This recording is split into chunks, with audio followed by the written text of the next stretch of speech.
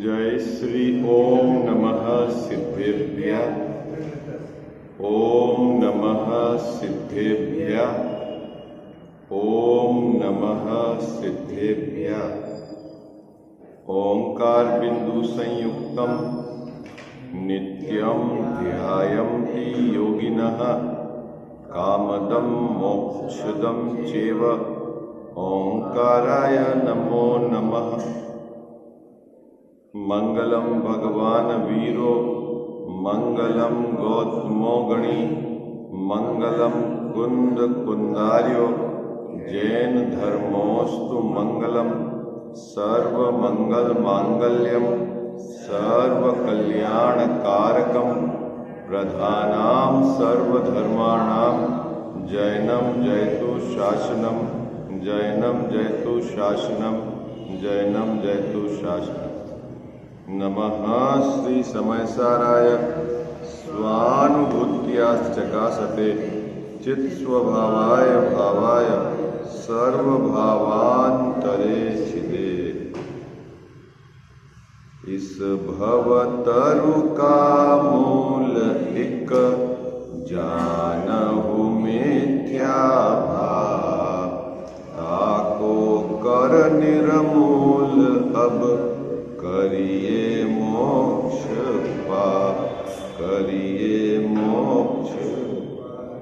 जय बोलो देव शास्त्र गुरु की जय।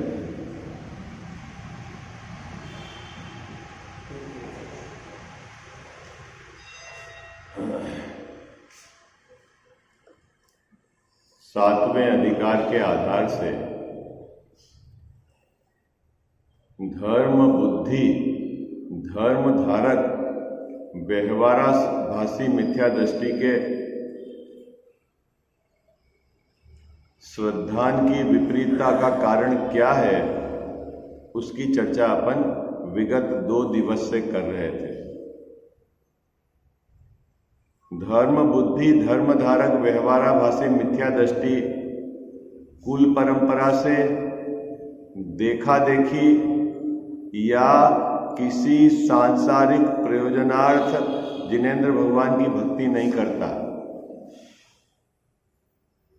उसके आत्म कल्याण की भावना है, संसार के ताप को हरने की भावना है, अक्षय पद को प्राप्त करने की भावना है और उस भावना के साथ उसने सच्चे देव शास्त्र गुरु उन्हीं को स्वीकार किया है ना। अन्यथा अन्य देवी देवताओं को नहीं मानता या उनका त्याग किया है। लेकिन आगम में जहां व्यवहार अपेक्षा धर्म कहा है, उसकी अपेक्षा को यथार्थ न समझकर उस व्यवहार धर्म को ही निश्चय धर्म का साधन मानकर उसी में लगा हुआ है। इसके कारण उसके मिथ्यात्व बना हुआ है। यहाँ से एक बात ये निश्चित समझ में आनी चाहिए आपको कि जो जीव निश्चय सम्यक दर्शन का या निश्चय धर्म प्रकट करने का साधन नहीं करता और मात्र व्यवहार का ही साधन करता है, उसे कभी भी सम्यक दर्शन प्राप्त नहीं हो सकता, है ना। दूसरी बात, इस बात से यह स्पष्ट भी है यहाँ पर कि व्यवहार साधन करते करते निश्चय हो जाएगा, यह बात भी गलत है। दोनों बातें इस प्रकरण में आपको स्पष्ट हो जाती क्या कि व्यवहार का साधन करते करते रत्नत्रय प्रकट हो जाएगा, ये बात भी नहीं है, और व्यवहार का साधन करते करते निश्चय साधन आ जाएगा, ये बात भी नहीं है। तो आपको यथावत निश्चय और व्यवहार दोनों आचार्य भगवंतों की कथन की अपेक्षा को समझना है। इतनी बात तो अभी अपन ने जो करी उसमें स्पष्ट है। लेकिन टोडरमल साहब ने कहा यहाँ पर कि वो परीक्षा करके पंचपरमेष्ठी भगवंत देवशास गुरु को स्वीकार करता है, लेकिन तत्व ज्ञान पूर्वक असली परीक्षा नहीं करता। अभी गजब है। बाह्य लक्षण से परीक्षा करता है, लेकिन तत्व ज्ञान पूर्वक वह असली परीक्षा नहीं करता।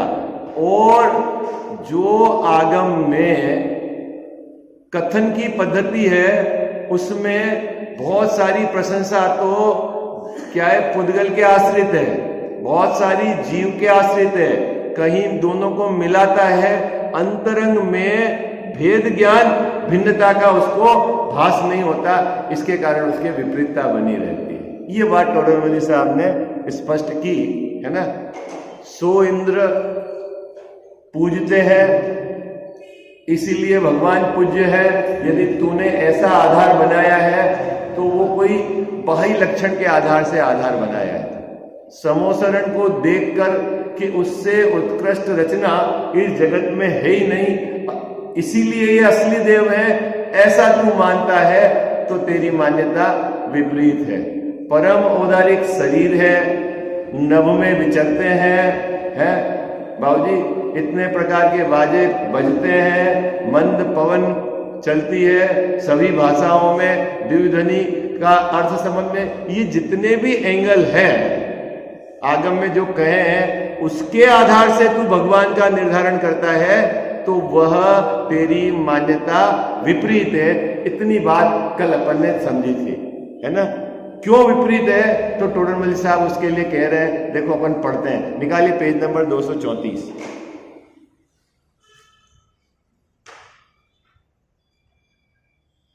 मिल गया 234 पेज, जहां अपन ने छोड़ा था। मैं एक बार ऊपर की 4 पंक्तियां पढ़ देता हूं, फिर जहां से अपन ने छोड़ा था वहां से अपन पुनः विचार प्रारंभ करेंगे। वहां अरहंत देव हैं, इंद्रादिक द्वारा पूज्य है, अनेक अतिशय सहित है, क्षुदादि दोष रहित है, शरीर की सुंदरता को धारण करते हैं, स्त्री संगमादि रहित है, दिव्य ध्वनि द्वारा उपदेश देते हैं, केवल ज्ञान द्वारा लोकालोक को जानते हैं, काम क्रोधादिक नष्ट किए हैं इत्यादि विशेषण कहे हैं। इतनी विशेषता देव के संबंध में कहां पर आई है कजाव साहब? आगम में आई है, ठीक है ना। अब उन विशेषताओं का यहां निरीक्षण एनालिसिस हो रहा है बाबूजी, जो आगम में आई है। वहां इनमें से कितने ही विशेषण पुद्गल आश्रित है। क्या कहा साहब? परम औदारिक शरीर है तो वो किसकी विशेषता है? पुद्गल की विशेषता है। और समोसरण से विभूति, समोसरण आदि विभूति से वो है, तो वो समोसरण की विभूति किसकी है बाबूजी? किसकी रचना है? पुद्गल की रचना है। किसने की? देवों के द्वारा की गई। तो उसमें अनंत भगवान का क्या रोल है? बात पकड़ है? हाँ, क्या तीसरी बात क्या क्या कि जो दिव्य ध्वनि है वो क्या है? दिव्य ध्वनि क्या है? बोले तो वो तो भाषा वर्गणा है। भाषा वर्गणा है तो वो पुद्गल की वर्गणा है, तो उसको कौन करता है? कजाव साहब, दिव्य ध्वनि किसकी है ये बताओ आप, किसकी है दिव्य ध्वनि? अनंत भगवान की ध्वनि है कि पुद्गल की वर्गणा का सहज स्वतंत्र परिणमन? देखो कैसे मिला देता है, ये गड़बड़ कैसे कर देता है। आप बहुत शांति से विचार करना। केवल ज्ञान होने पर जैसे ही बाबूजी केवल ज्ञान हुआ तो कहां पहुंच जाते हैं? 5000 धनुष ऊपर, ठीक है। कौन जात? केवल ज्ञान किसको हुआ है? केवल ज्ञान किसको हुआ है? अरे बोलो भाई, केवल ज्ञान किसको प्रकट हुआ है? जीव को। जीव की पर्याय में केवल ज्ञान प्रकट हुआ है, ठीक है। तो जीव बाबूजी जाता है 5000 धनुष ऊपर, ओके। शरीर शरीर कहां जाता है? शरीर भी जाता है ना 5000 धनुष ऊपर है। अभी बताओ, केवल ज्ञान के कारण शरीर गया कि शरीर अपनी योग्यता से गया?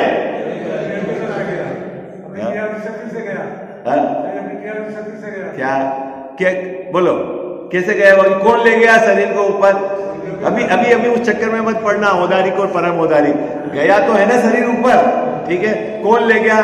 आप क्या मानते हो, ईमानदारी से बता, कौन कौन ले गया ऊपर? हाँ? अरे कौन? हाँ, आपने ऐसा मान रखा है कि केवल ज्ञान के कारण शरीर 5000 धनुष ऊपर चला जाता है, तो तूने जीव और पुद्गल दोनों को मिला दिया, तो नहीं जाता है क्या? बताओ, किसी का गया हो तो है? एक आता तो बताओ आप भाव जी, कि जिसके केवल ज्ञान प्रकट नहीं हुआ हो और शरीर गया हुआ हो ऊपर, तो जैन साहब जाता है कि नहीं जाता है? ये इतनी बारीक समझी है, इसको समझना हर किसी के लिए बस का रोग नहीं चल रहा। क्यों? ये तो सरल है, सामने बात लिखी ना टोडरमल साहब ने।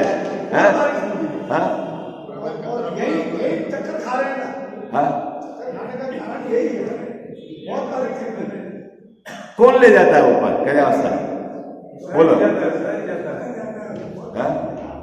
जीव अपने से जाता है, शरीर अपने से जाता है, जाता तो अपने से है ना। अब आप मानते क्या हो? मानते क्या हो? कि केवल ज्ञान के कारण ऐसा हो गया है। अच्छा, केवल ज्ञान, पहले केवल ज्ञान नहीं था सर, जब तो शरीर औदारिक था, और जैसे ही केवल ज्ञान हो गया तो शरीर हो गया परम औदारिक, है ना। सब जीव उसमें से निकल गए, है ना। तो केवल ज्ञान ने निकाले। बोलो भाई, बाबूजी किसने निकाले? अभी मानते क्या हो जैन साहब? मुद्दा ये है, मानते क्या हो?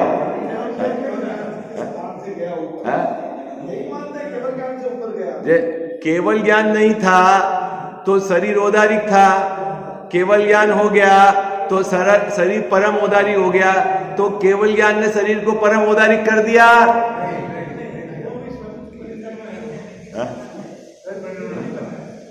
ऐसी भिन्नता आपको खबर होनी चाहिए कि ये पूरा का पूरा जीव भिन्न है।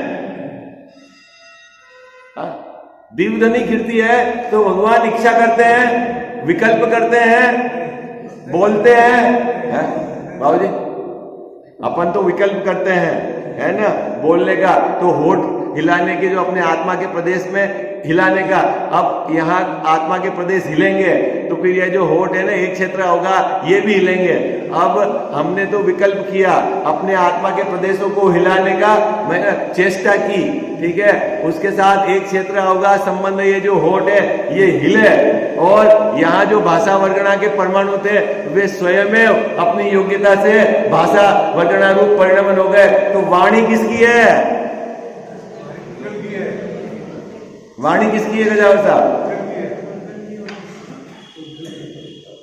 होठ हिलने से आवाज आती है कि नहीं आती है, बताओ।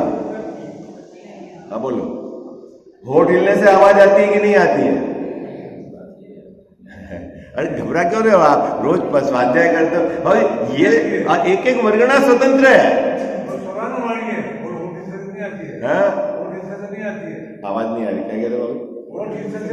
नहीं आती है। क्यों नहीं आती है? अरे अपनी, अब उनकी तो अभी बात बाद में करेंगे, अपनी किससे आती है ये बताओ। हाँ, अपनी भी नहीं आती है। क्यों नहीं आती गजाव साहब? ये आहारक है, वो भाषा वर्गणा है। आहार वर्गणा और भाषा वर्गणा एक दूसरे का काम करते नहीं है। हाँ,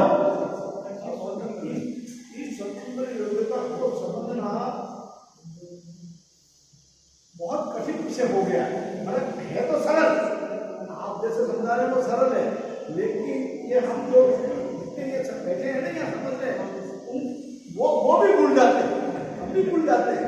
ये सब स्वतंत्र वर्गणा है, आप बिल्कुल करेक्ट है, स्वतंत्र व्यवस्था है ना। हाँ, अभी आप ये चक्कर में मत पड़ना कि केवल ज्ञान के कारण शरीर ऊपर पहुंच गया वहां। हाँ, शरीर परम औदारिक हो गया ना, केवल ज्ञान हो गया तो वो दिव्य ध्वनि खिलने लग गई। इस चक्कर में नहीं रहना क्या?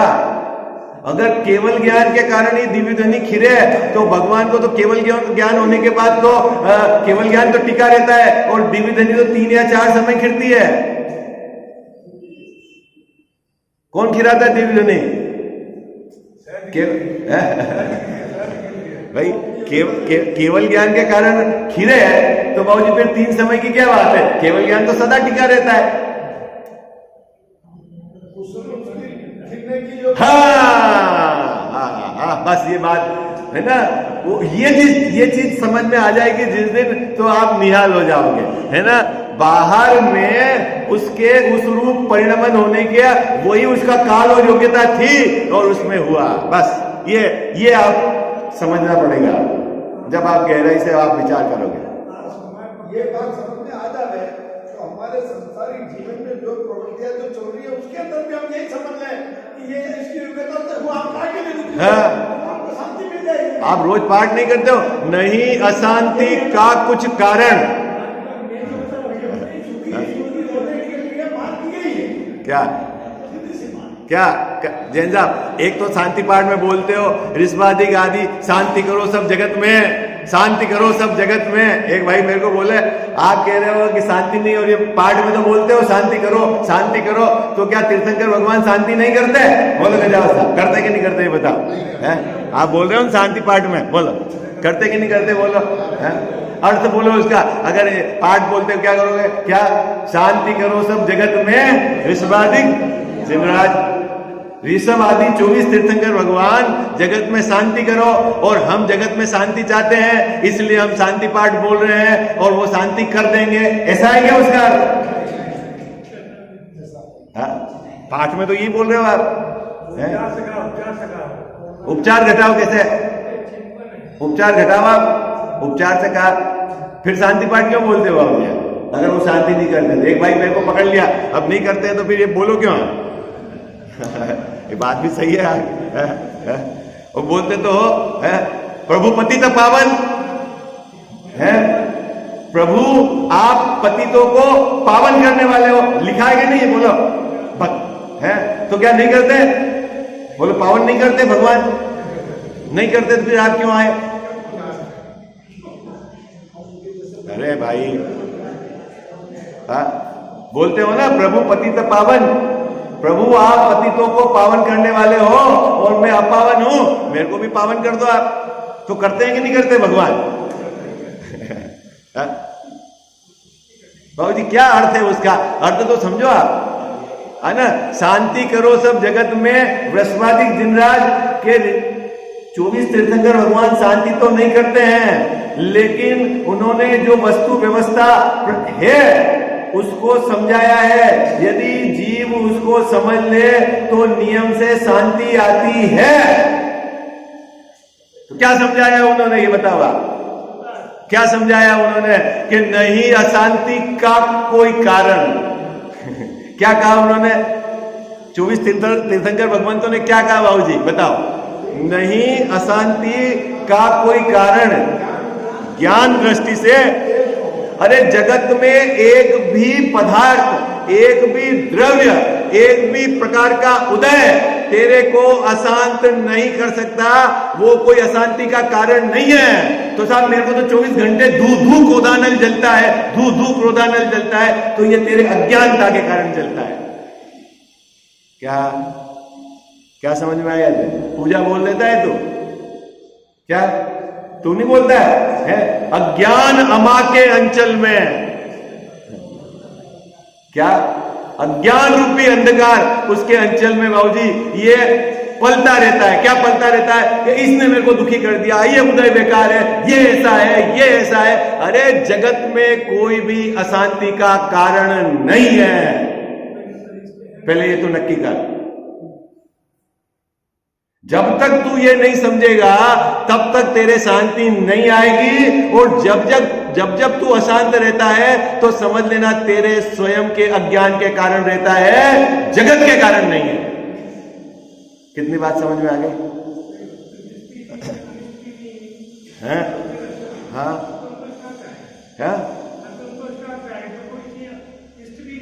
अनिष्ट भी नहीं है। हाँ बस आनंद ही आनंद है भक्त। अब आप समझ लो, जब जब अपना चित्त अशांत होता है तो किसका गला पकड़ना है आपको? मेरे स्वयं के अज्ञान के कारण है। जगत में तो कोई ऐसा पदार्थ नहीं है कि जो अशांत कर दे मेरे। आगे समझ में बात? ये बात जिस दिन जीव को समझ में आ जाएगी, उसके शांति चालू हो जाएगी और फिर वो उपचार से कहेगा, हो प्रभु 24 तीर्थंकर भगवान आपके निमित्त से मेरे को शांति आ गई। सब तो शांति कहा जाएगा ना, क्या कहा जाएगा? और आप सोचो कि शांति पाठ करने से मान्यता हमारी विपरीत रहे और हमारे को शांति आ जाए, तो कितने ही शांति पाठ कर, उससे कुछ नहीं होने वाला है। बात पकड़ में है? कुछ बात पकड़ में आ रही? यहां टोडरमल साहब ने ये बात स्पष्ट की है कि जो शरीर के आश्रित विशेषण कहे हैं वो शरीर के हैं, जो जीव के विशेषण कहे हैं वो जीव के हैं। तू शरीर के विशेषण और जीव के विशेषण को बराबर भिन्न समझना, मिलावट नहीं रहना और एक दूसरे का कर्ता कर्म फिट मत कर देना। ये इतनी सावधानी रखनी है। क्या? हाँ, पर आप फिट कर दोगे कि केवल ज्ञान हुआ इसलिए शरीर 5000 धनुष ऊपर चला गया। केवल ज्ञान ले गया क्या? ये बताओ, कौन ले गया फिर ऊपर? हाँ, अपनी स्वयं की योग्यता से गया, उसका अपना स्वतंत्र परिणमन है। किसका बाबूजी? याद रहेगा आपको? हाँ रहेगा जैन साहब, याद बराबर? हाँ, दिव्य ध्वनि किसके कारण होती है? गर्दन के कारण के तीर्थंकर भगवान के कारण के समोसरण के कारण? बोलो। हाँ?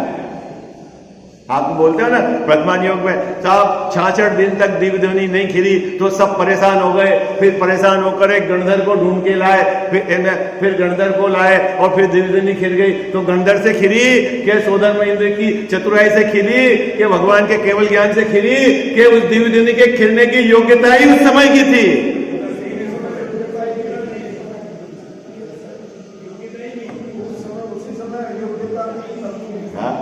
तू क्या मानता है? ईमानदारी से बताना, ईमानदारी से बताना, पक्की बात। हम अंदर में क्या चलता है? हाँ?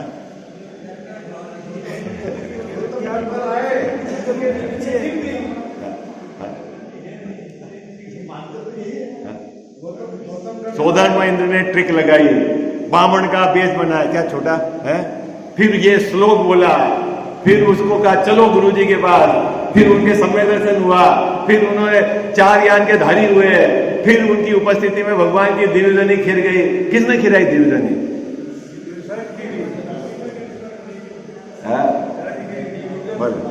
किसने खिलाई? अभी आप बाबूजी अभी तो यहाँ हाँ बोल रहे हो, जस्ट इसके 1 घंटे पहले आपकी क्या मान्यता थी ये बताओ आप तो मेरे को।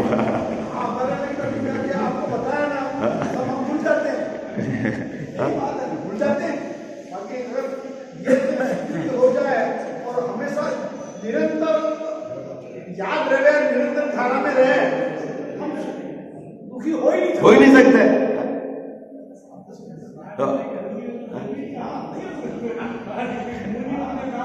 संसारी जीवन में दुखी नहीं हो सकते। अरे कभी दुखी हो ही नहीं सकते क्योंकि जगत में दुख का कुछ कारण ही नहीं है। तो फिर मैं दुखी हो रहा हूं, तू अपनी कल्पना से दुखी हो रहा है, मिथ्या कल्पना से। जगत में कोई दुख का कारण थोड़ी है। यदि जगत में दुख का कारण विद्यमान हो तो एक जीव भी सुखी नहीं होगा।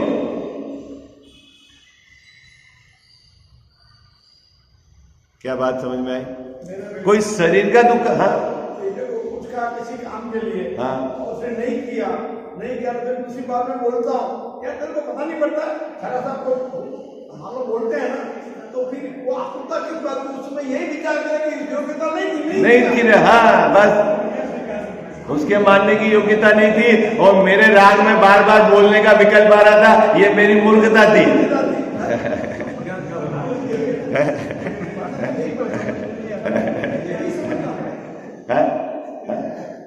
भाई भूमिका कमजोर है, राग आ गया, बोल दिया आपने, माने तो ठीक, माने तो सहज योग्यता, नहीं माने तो भविष्य भी विचारो।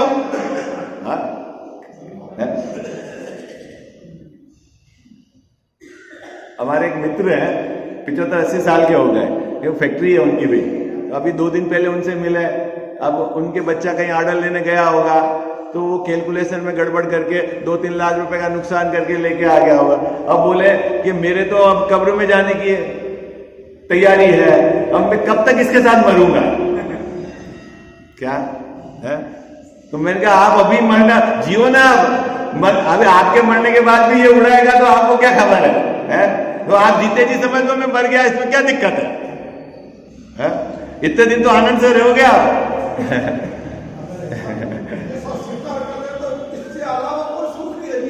बाबूजी देखो, आप देखो 99% अगले भव में जाओगे तो इस पर्याय का कुछ याद रहेगा है? ठीक है, मान लो 5 बरस बाद जाना है अगले भव में, इस पर्याय का कुछ याद नहीं है तो 5 बरस मेरे डिलीट कर दो ना, भूल जाओ, ये समझ लेना अगले भव में चला गया, क्या फर्क पड़ता है? अरे क्या है भाई, यही रह जाएगा आपका सोना है सब। बाबूजी क्या है, सिर्फ डिलीट 5 बरस 2 बरस 1 बरस पहले डिलीट करना है आपको, कर दो डिलीट है? भाई ये तो पक्का है ना, जाना है, जाएंगे तो कुछ याद नहीं रहेगा, तो सिर्फ डिलीट ही तो करना है। एक स्विच तो दबाना रहता है डिलीट करने में, लिखने में तो बहुत टाइम लगता है, डिलीट करने में कितना टाइम लगता है? बोलो भाई। हाँ हाँ हाँ, आप जो ये बात आप कह रहे हैं, हमारे अभी यहाँ जितने बैठे हैं ना, सभी तो इसको स्वीकार करके नहीं चल सकते, लेकिन 80% लोग जो हैं वो कम से कम ये स्वीकार कर ले तो अपनी तो संख्या 1 है, 1 स्वीकार कर लेगा तो मेरा यहाँ बैठना था, 80 तो जाने दो। अपने तो 80 की तो बात ही नहीं कर रहे, अपने तो 1 स्वीकार करे तो बहुत है?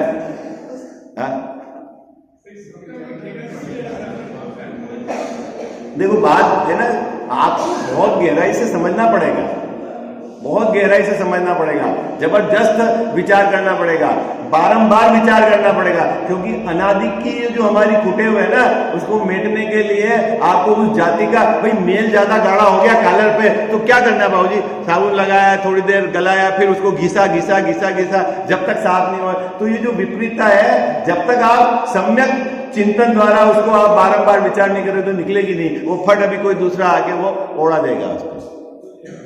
बहुत सावधानी की जरूरत है।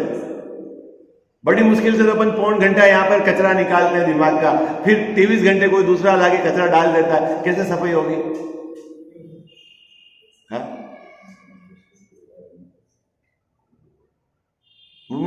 इस गेट तक रहे उस तक तो धुन है, इस गेट के बाहर जाते धुन चेंज हो जाती है, नहीं हो जाती चेंज हो जाती धुन। देखो टोडरमल जी साहब ने बहुत सुंदर बात कही है, ऐसा नहीं है कि बाहर की स्तुति से स्तुति नहीं होती है, होती तो है, लेकिन आपको बराबर खबर होना चाहिए कि ये किसका विशेषण है और जीव क्या है, ये बात आपको इतनी खबर होनी चाहिए। ऐसा नहीं है कि वो स्तुति गलत है, और यदि आप एक मिला देते हो तो जीव और पुद्गल दोनों को एक मिला दिया आपने, तो बहिरात्म तत्व मुदा है, चाहे वहां मिलाओ चाहे यहां मिलाओ। क्या बाबूजी, अपने को शरीर वाला मानो, अपने को भाषा वर्णना का कर्ता मानो, तो यहां पर भी आपकी मूर्खता है, और वहां भगवान को दिव्य धरनी का कर्ता मानो तो वहां अपने देव का असली स्वरूप नहीं समझा। यह है मुद्दा। बात पकड़ में आ गई? क्यों गड़बड़ है? ऐसा है नहीं। कितने लोगों को समझ में आ गई? आपके चेहरे से तो मुझे लग रहा नहीं आई समझ में। आगे बात समझ में आ गई? हाँ, अब प्रैक्टिकल करो, मनाही कौन करता है? हाँ, बिना उसके कैसे होगा? करना तो पड़ेगा ही आपको, क्योंकि प्रैक्टिकल से ही आपको कॉन्फिडेंस आएगा, है, निर्णय आपका मजबूत होगा। आप उसको घटाओ डे टू डे, पग पग पर आपको लगता है कि इज इट ओके, ठीक, चलो आगे। वहां इनमें से कितने ही विशेषण पुद्गल आश्रित है और कितने ही विशेषण जीव आश्रित है, उनको भिन्न भिन्न नहीं पहचानते। कौन? धर्म बुद्धि, धर्म धारक, व्यवहारवादी मिथ्या दृष्टि जीव की विशेषता और पुद्गल की विशेषता को भिन्न भिन्न नहीं जानता, तो फिर क्या जानता? दोनों को मिला देता है। क्या कर देता है गजब साहब? दोनों को मिला देता है। कैसे मिला देता है कि केवल ज्ञान के कारण कहां पहुंच गए? 5000 धनुष। केवल ज्ञान के कारण दिव्यधनी खेती है। केवल ज्ञान के कारण समोसरण की रचना हुई है। कहां केवल ज्ञान है और कहां बाहर में सब पुद्गलों का परिणमन है?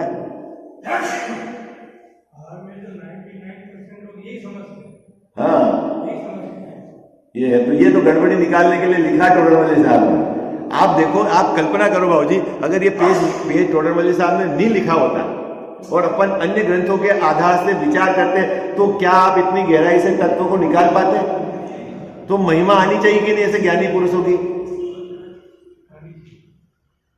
कितना उन्होंने चिंतन करके इसको निकाला है मटेरियल को। अपने को सरल मिल गया। अब एक तरीका तो यह है कि उनका बहुमान आए और अंदर में विचार करें, और एक तरीका यह है कि आप हटाओ इनको। फिर क्या होगा उससे? हाँ,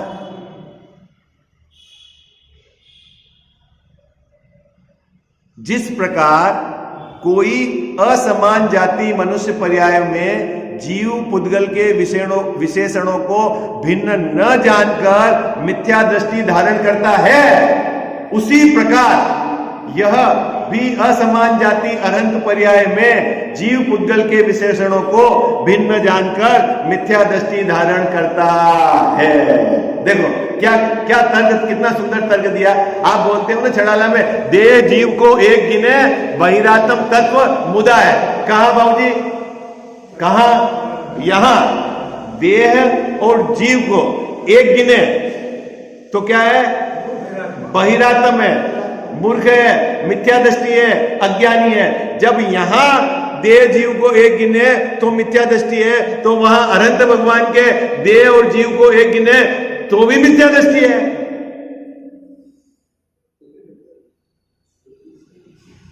बात पकड़ में आ गई?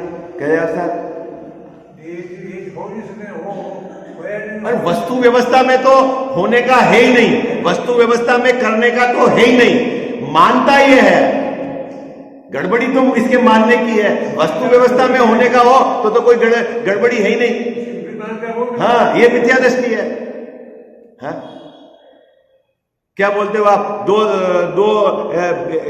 दो हरियल दो लाल है, 20 दो गोरे दो सांवले, दो हरियल दो लाल, 16 कंचन वर्ण है।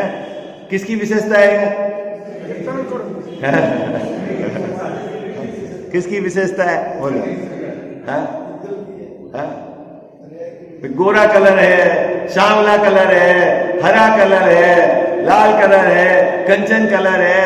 वो कलर किसका है? भाई जीव में तो रूप रस गंध वर्ण होता नहीं। अब तू तीर्थंकर को अगर गोरे वर्ण का मानता है तो तूने क्या कर दिया? मिला दिया। स्तुति करता है और भेद विज्ञान है तो अलग बात है। अभी बाबूजी एक गजब की बात देखो, मजेदार। शांतिनाथ भगवान शांति कराते हैं। देखो मैं आपको पोस्टमार्टम कर रहा हूं। शांतिनाथ भगवान शांति कराते हैं और पार्श्वनाथ भगवान विघ्न हरण करता है। ठीक है, अभी पार्श्वनाथ क्या है? जो नाम रखा वो क्या है? किसका नाम है? किसका नाम है? अगर शांतिनाथ भगवान की जगह उनके पिताजी ने अगर मान लो पार्श्वनाथ नाम रखा होता तो वो विघ्न नहीं हरते क्या?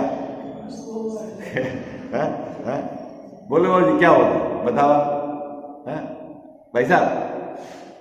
शांतिनाथ क्या है? नाम है ना वो। किसका नाम है? क्या था? कहां अटक गया है जी? कोई विचार ही नहीं है इसको बाबूजी। है एक तेरा नाम, वो भक्ति हो गई। नाम जपेंगे, नाम जपेंगे, नाम जपेंगे, अरंत सिद्ध, अरंत सिद्ध। अरे भैया, अरंत के गुणों को जानता नहीं, सिद्ध के गुणों को जानता नहीं, क्या विशेषता है उन्होंने वस्तु व्यवस्था बताई जानता नहीं, कैसे उन्होंने लोक की व्यवस्था को समझाया, तेरे आत्मा का वैभव को समझाया, उसको तू जानता नहीं। अरंत सिद्ध करेंगे और नाम जपते ही काम हो जाएगा, तो कैसे काम होगा ये बताओ? हाँ? बहुत प्रथमान योग की कथन पद्धति में बहुत गड़बड़ी है, सुनने समझने में बहुत। अभी देखो, एक अभी पंचकल्याणक चल रहा है ना, पंच कल्याण का पूर्व का पाठ चल रहा है, ठीक है। आप जहां भी जाएंगे ये बात आपको सुनने मिलेगी कि यदि आप जिनेंद्र भगवान की छोड़ी भी प्रतिमा यदि विराजमान करते हैं तो जब तक प्रतिमा रहेगी तब तक आपको पुण्य लगता रहेगा, ठीक है। बाबा जी सुनने में आया कि नहीं आएगा? अब इसका मतलब है कि पुण्य बनता रहेगा तो उतने समय तक आप संसार में रखते रहोगे जब तक प्रतिमा रहेगी, यूं, क्योंकि पुण्य का उदय तो संसार में आता है।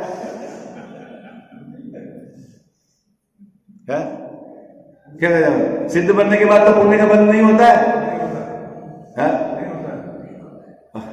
क्या क्या बोलो भाई, क्या तो आप प्रतिमा विराजमान नहीं करने? अरे भाई आपको कथन की अपेक्षा समझनी पड़ेगी ना, है। और भगवान विराजमान करके आपके परिणाम बिगड़ेंगे तो पुण्य ही पुण्य बनेगा, है। भगवान विराजमान करने के लिए भी मायाचारी हो, परिणाम बिगड़े तो पुण्य बनेगा। ये फार्मूला कहां से लाया? भाई जो कथन है, मैं प्रथमान योग के अभी 8वें अधिकार में सब एनालिसिस करेंगे। प्रथमान योग का सर नमोकार मंत्र सुना तो स्वर्ग चला गया है? अब भाई साहब कह रहे आप ज्यादा मत बोलो, अभी हमारे को वेदी प्रतिष्ठा करनी है, उसके बाद आप समझाते रहना कि दान किया। अभी हमको भी चंदा इकट्ठा करना है, खर्चा है 20-40 लाख का, नहीं बोलो, नहीं बाबू जी ये क्या चक्कर है? अरे भैया प्रतिमा विराजमान तो आपने पूर्व में अनेक बार की, लेकिन एक बार भी अपनी क्या श्रद्धा में गायक देव को स्थापित नहीं किया, इसलिए तुम अनंत काल तक रगड़ रहे हो। आई बात समझ में? क्या? हाँ हाँ क्या? और अभी तेरे को अनंत काल के पुण्य का जोड़ लगता है, तेरे को अपनी भगवत स्वरूप का भान नहीं है। पुण्य बनेगा, कब तक बनेगा? और अनंत जितने समय तक प्रतिमा रहेगी, इतने लोग दर्शन करेंगे, इतना पुण्य बनेगा। फिर पुण्य का उदय कहां आएगा? तो तेरे को संसार में रहना है क्या? तो साहब नहीं लगे प्रतिमा विराजमान नहीं करे, ये हम नहीं कह रहे, हाँ ये चक्कर में नहीं पड़ना। हाँ मैं तो आपका जो भाव का जोर है, अरे प्रतिमा विराजमान करते समय ऐसा गायक प्रभु जैसा उन्होंने गायक का आश्रय लेकर वो सुखी हुए हैं, ऐसा भी मैं हूं और मेरी श्रद्धा में गायक की स्थापना करनी है। काम खत्म। पुण्य पाप वो सब अलग की बात। आई बात समझ है? बाबूजी बात पकड़ में आ रही है आपको? वो कोई अलग बात है, लेकिन सुनने में भी वही अच्छा लगता है, बार बार वही रिपीटेशन होता है, श्रद्धा भी वैसी चलती रहती है। काम बाबूजी एक बार करो और अनंत काल तक पुण्य लगता रहे, उससे बढ़िया क्या काम है? तो आपके परिणामों का कोई ठिकाना नहीं, उसका कोई निमित्त नैमित्तिक संबंध नहीं भाई। पर प्रथमान योग में फल को अधिक कहकर भी बताया है जीव को प्रेरणा देने के लिए, लेकिन अपना ये जो है ना विवेक जागृत रखना। प्रथमान योग की कथन पद्धति ही ऐसी है, वो मैं अभी बताऊंगा 8वें अधिकार में आपको।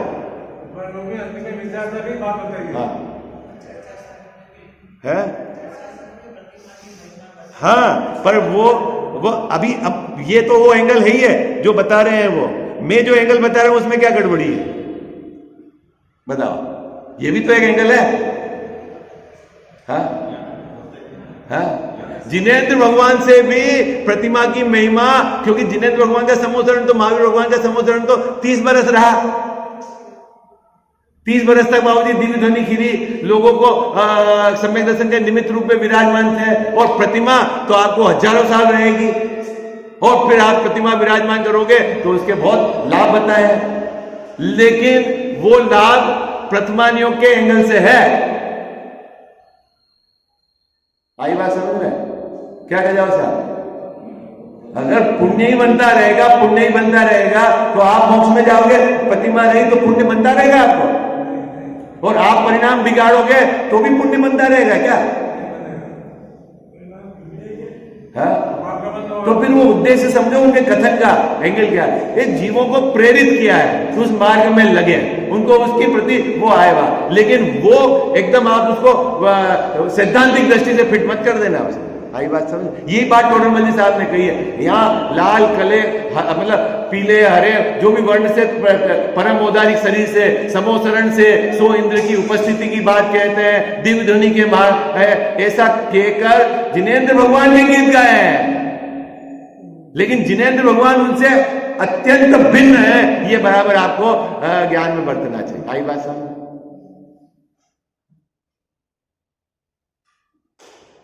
कितने लोगों को समझ में आ गई? हाँ, देखो क्या कह रहे हैं, क्यों गड़बड़ी? अभी देखो उत्तर भी दे दिया टोडर मल्ली साहब ने।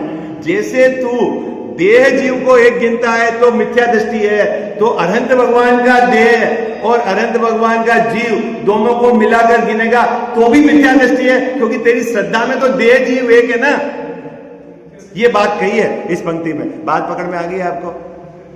नाराज मत होना भैया, मैंने तो मेरा एक एंगल आपको दृष्टिकोण बताया है कि असल में प्रतिमा विराजमान करने का मतलब अपनी श्रद्धा में अपने ज्ञायक देव को स्थापित करना है। हाँ हाँ, वो तो एंगल, वो तो आपको 20 जने रोज शाम को सुनाएंगे ना आपको। मैंने आपको अलग बताया ना एंगल। जहां भी आप जाएंगे तो बोलेंगे उसके बहुत लाभ है, बहुत पुण्य है, ऐसा है, वो तो आपको रोज ही सुनने मिल रहा है। मैंने आपको अलग एंगल बताया ताकि आप दोनों एंगल से विचार करना। वो जगह, वो बात उस जगह बिल्कुल सही है और ये बात इस जगह बिल्कुल सही है। हाँ, मैं ये उसका नकारा नहीं कर रहा। आई बात नहीं, उसको भी मानना पड़ेगा। हाँ, उसकी जगह वो सही है। हाँ, ले आपको बराबर अंदर में बराबर धारा चलने चाहिए। चले, अब बाहिर जो विशेषण है उनको मानकर अनंत भगवान को महंत मानता है, जबकि महंत किससे है? टोडर मल्ली साहब ने यहाँ एनालिसिस किया। अनंत भगवान को स्वर्ग देने वाला, मोक्ष देने वाला, ये करने वाला, क्या ना, हे प्रभु पतित पावन, ये कर दिया, ये कर दिया, सब ऐसे बहुत आप भक्ति के ऐसे आप पढ़ेंगे तो रहेंगे, ठीक है। लेकिन उसका यथार्थ अर्थ क्या है? टोडर मल्ली साहब ने यहाँ स्पष्टीकरण किया। देखो, क्योंकि ये अभी लोहा गर्म था ना, इसलिए मैंने चोट मार दी, क्योंकि प्रकरण यही चल रहा था। आप ऐसा नहीं समझना कि जो कोई अन्य तो कह रहे हैं वो गलत कह रहे हैं। हाँ, उस चक्कर में नहीं रहना। मैं तो सिर्फ अपना एक दृष्टिकोण आपको यहाँ जो विषय चल रहा था उसको सपोर्ट करने के लिए मैंने कहा है ना। हाँ, माता तू दया करके कर्मों से छुड़ा देना, इतनी सी विनय तुझसे चरणों में जगह देना।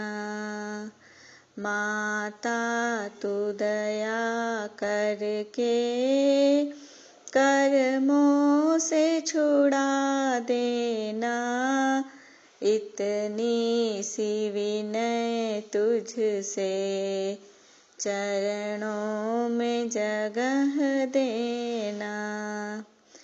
माता में भटका हूँ माया के अंधेरे में, कोई नहीं मेरा है इस कर्म के रेले में, कोई नहीं मेरा है, तुम धीर बंधा देना, इतनी सी विनय तुझसे चरणों में जगह देना। जीवन के चौराहे पर मैं सोच रहा कब से, जाऊं तो किधर जाऊं, मैं सोच रहा मन से, पथ भूल गया हूँ मैं, तुम राह बता देना, इतनी सी विनय तुझसे चरणों में जगह देना। लाखों को उबारा है, मुझको भी उबारो तुम। मझधार में है नैया, उसको भी तिरा दो तुम। मझधार में अटका हूँ, मुझे पार लगा देना। इतनी सी विनय तुझसे, चरणों में जगह देना। माता तू दया करके, कर्मों से छुड़ा देना। इतनी सी विनय तुझसे, चरणों में जगह देना। जावाणी के ज्ञान ते सूझे लोकालोक, सोवाणी मस्तक चढ़ो सदा देत हूँ धोख।